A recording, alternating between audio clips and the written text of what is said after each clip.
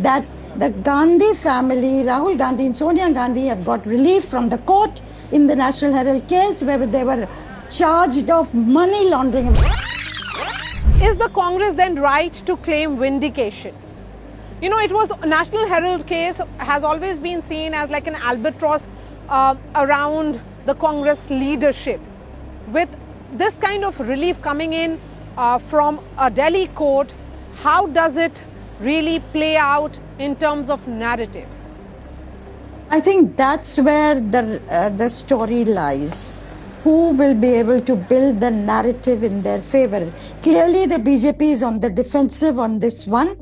And as I think it was Abhishek Manu Singhvi who pointed out that taking cognizance of a matter is a very basic level at which everything starts. So if the court hasn't taken cognizance of it, then it's a weak case, is the argument he was making. Now, this does not mean that the court has given them a clean sheet. There, it's absolutely right.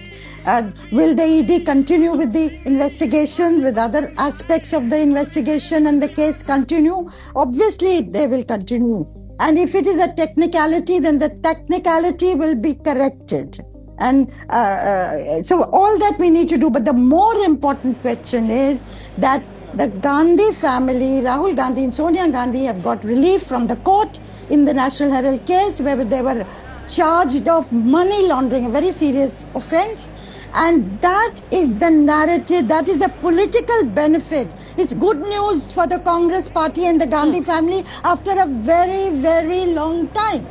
Now, much will depend on how they use this to put the BJP on the dock, I won't say misuse because we don't know that, but certainly the selective use of the agencies against those who are opposed to the ruling dispensation. That we've seen over the years. Okay. And that people have noted also. So how does the Congress now build on that narrative?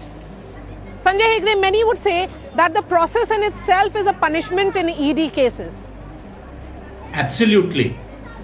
Because the process also means that if the ED were to pick you up and put you in jail, then it would be very difficult for any court to grant you bail because the twin conditions would have to be met.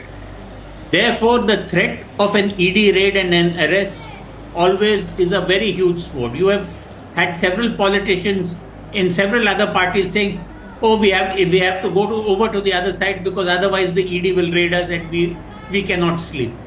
So today, as of today, the threat of ED action in the